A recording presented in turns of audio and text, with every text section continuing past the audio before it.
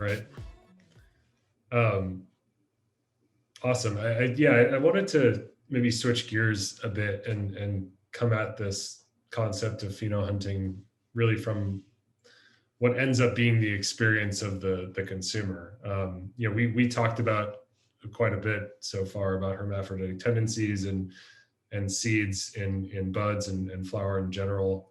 I'm a novice. I enjoy cannabis as much as probably anyone, but I don't know a ton. I've been learning a lot, obviously, in this role. Um, I've never totally understood the, I guess, anger, if you want to say is such a strong word, but that the community would have from seeded weed. Like to me, if I get seeds in weed, I go, oh, cool, I can try and grow this. How cool is that? But that's not the reaction that I think many people have. And we talked about sort of the sources of why seeds can happen and why it's an important part of the process. Um, do you guys have any strong opinions on seeded weed, like how people should think about it? Do you think it's just a lack of the bigger picture, or what do you guys think about this?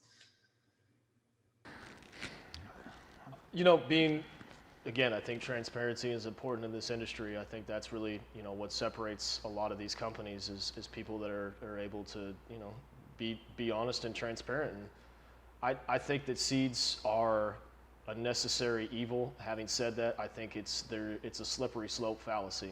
I think that if you have seeds as a byproduct through a large pheno hunt where you have an ultimate goal where you really are trying to find those stable unicorns, I see the necessary evil in that, Now, where I think that there has to be, some end to the madness is, if you're just trying to grow that hype strain, and because it's that hype strain that everyone wants, but it has those, continually, it's giving you hermaphroditic issues, then you have to call a spade, So I think that's how I personally, look at it. I don't know if I would ever advocate that I would say it is okay to have seeds. I would say that it's okay to have seeds with an end goal in mind, And I also think how I would more or less explain that is that kind of going back to what I was talking about, with GG4 and with all of these strains that are so revered. I mean, look at the billion-dollar companies that have been made off of hermaphroditic strains. So and then, I mean, I saw a meme the other day that was kind of funny, that it was like a picture of brickweed, a bunch of seeds and a bunch of, Mexican swag packed together. And it was like, this is 10 years. Anybody complain? It was like, this was 10 years ago. Did anyone complain? And the answer was no, I mean, and now a lot of that is, through the evolution of the elasticity and things of those nature. But I think it's still important to, as Corey, hinted on, this is still a plant.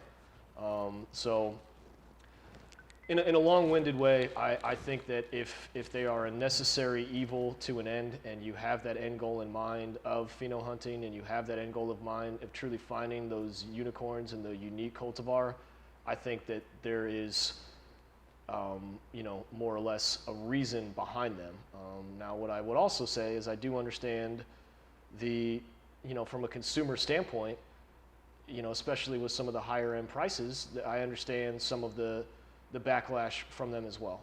So I think it's important to kind of, if there's an end to the madness, and as we've continued to dial in our phenos, and as we've continued to find, our more, stable varieties, we've minimized that, substantially, as well as, again, being completely transparent through our QCs. There was a batch that went out that I mean, not making excuses, but they were so embedded, we were unaware it was seeded until that product was shipped to one of our retailers, and there was individuals who actually broke open those nugs. And we did, in fact, take a lot of that product back. I think one of the things that is important to know about seeded product is that there's many facets that product could still be used for, and that's one of the avenues that we're trying to look into. We have a new solventless division coming on, and that's, really, again, being transparent. We're not the only ones that are pheno hunting that have had hermaphroditic issues, and that's a lot of the ways in which people go about that is by making rosin, or by making other crudes or other forms of the product, to where the seeds aren't as big of a factor. I think that there's a lot of mixed results, mixed feelings, especially being on the social media end. I do get a lot of feedback directly. I think some people are very happy and appreciative that they got seeds, maybe by some genetics that are really rare or sold out or hard to find or really expensive, and here they are. Now they have 3 or 4 seeds they can experiment with. They reach out and talk to me about genetic stability, what I think. And then also you have the other side of the spectrum where people are genuinely upset. What we always come back to is, okay, seeds, but how is the flower? How was your experience with the flower? Because that's really what the focus of the jar should be, right? Okay, it had seeds in it, but were you happy after you used? How was the flavor? How was the overall experience? I'm more interested in that than that there was 1 or 2 seeds in it. Yeah, and as we talk about seeded, I also think that, as we hinted on before, it's important to note when that hermaphroditic or that selfing took place, or if it wasn't selfing, when that pollen was absorbed by those pistils. If that happened in week 5 or week 6, the potency is still there. It's I don't know if it's considered sensimilia at that point because it's not seeded, but it's not what you would expect to see in terms of dozens and dozens of seeds. We're talking 1 or 2 seeds in an eighth, which again, I'm not saying whether that's right or wrong. As we've talked about, there are mixed reviews with that. And again, we had 1 room. We had our cycle 2, flower 2. I do know what hermed. I'm not, but it was yes, it was of a particular breeder's gear that we had the biggest issues with, and we learned a lot from that cycle. And as we've moved forward, from that cycle, we've seen less and less and less, and a lot of that has to do with the the vigorous notes and the vigorous research that we do here. We do constant U-moles. We're constantly looking at our ECs, constantly looking at our runoffs, constantly looking at these microclimates, and really trying to dial in these factors. But anyone who's doing this on this large of a scale would be not being honest or not being transparent if they said that they did not run into hermaphroditic tendencies. It's just a matter of how they went about dealing with them. Yeah, I think there is an aspect to this too of consumers just kind of, wanting to buy something and expecting, I guess, close to perfection and not knowing that there's a whole process behind it, right? I mean, this is kind of the reason why we want to do this webinar series in the first place. I certainly did not know the lengths at which cultivators go through pheno hunting to get to where they get to. So, and Corey, you actually brought up a really good point too of,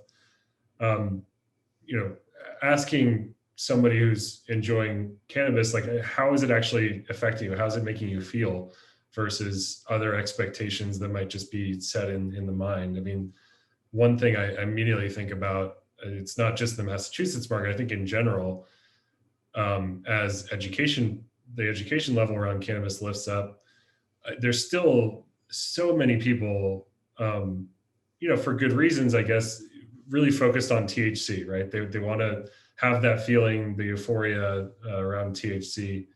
But it's, of course, just one aspect of what a strain can bring for a patient or a consumer. I'll just ask this straight up. Do you guys think that people care too much about THC? Yes, absolutely. 100%. Yeah, particularly, and again, I think this has a correlation with a more, I don't want to use the word advanced, but I think that this happens in the earlier stages, in the earlier years of the cannabis market. I saw very similar trends.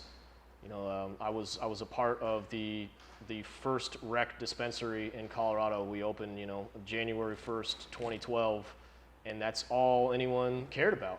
It was tack, high THC, and then over the course of several years, you really saw that evolution, and you really saw people understand that, one, just a high THC, particularly on the Delta-9 end, can oftentimes cause anxiety, can oftentimes cause an unpleasant high, whether as a more balanced of, CBN is certainly, taken on its own crave, but what a lot of people, there's your CBNs and your CBGs and your CBCs. In my opinion, those are worth their weight in gold. Those are really, I guess kind of looking at it on a macro, microeconomic scale, those are your microeconomics, which have huge impacts on the overall macro.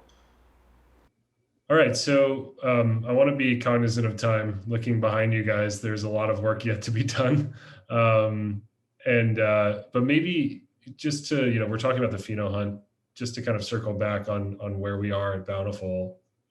We started this journey what, a year and a half, maybe more ago. Maybe give us a sense of like where we are today and where we are in the sort of journey to where we want to get to in our own pheno hunt. Yeah, yeah, absolutely. Well, Henry, appreciate you taking the time with us as well today. So just in a recap, we dropped seed February 10th of last year. So here we are, pretty much 13 months in existence, and we've had quite the pheno hunt. So that consisted of over 30 different breeders. Some of the ones we've had some better success with: Swamp Boys, Thug Pug. We had some good success with even some local breeders: Boston Roots, Malik's Premium, Kaiser Chief, Alien, Bodie, Karma, Ani, just to name a few of some of the individuals that we've also Coma, Prolific Seeds. We had some great luck with him. Dark Horse, Mike. But of those, I would say that of all the breeders that we found, probably the most success out of all their gear would be Swamp Boys. We found some great success with them. But kind of backtracking in, so we had 30 different breeders, over 130 different strains, over 5,000 different seeds. Or excuse me, if you're looking at each seed as its own unique pheno, then that would be 5,000 different cultivars, 5,000 seeds. And here we are today. We are down to right around 57 strains. So we've taken quite the chop off from the 130, and we've really kind of tried to pin strains against one another. So for example, we have a lot of wedding cake crosses, a lot of dosi crosses, but you can only have so many dosis, so many wedding cakes. So eventually you're going to pin up your top wedding cake crosses against one another, and whichever wedding cake cross is the best of the best, we're going to take that one. So that's kind of how we've dialed that in. So as we sit today, we are right around, what did I say? 97, 50? 57. Yeah, 57 different strains, and then of those we have at most 3 to 4 keeper phenos of those strains. So as we talked about hermaphroditic tendencies, we talked about susceptibility, we talked about all of those potential cons of the pheno hunt. As we have come into the full evolution of where we are today, we found the keepers. And so a lot of the cons become less and less, and you really start to be able to reap the rewards and truly bask in the fruits of your labor, so to speak. And so we're excited. We feel like year one was a good start for Bountiful, but was truly not indicative of the quality that we can bring forth. And we feel like as our pheno hunt has continued to dial in and our quality control has continued to get better, as well as a team, we've become more and more of a family. We've learned this environment more, and we feel like these, not only the genetics that we chose, but these phenotypical variances of those genetics will truly show that. So we're really excited for 21 and for the future. Well, Zach, you are seemingly always the most humble. I think the product that you've gotten us today is incredible and remarkable. But I'm also excited about where we're going. And just a note, Corey mentioned it, but if you are seeing the absolutely beautiful images of our flower and product on social media, on Instagram and such, that is, if not all, most Corey. So you can thank him for the beautiful shots there. But yeah, we'll wrap it up today, and I'm sure we'll have many more chats like this. Thank you both, and have a great day. Absolutely. Thank you, Henry. Thanks, Henry. Talk soon.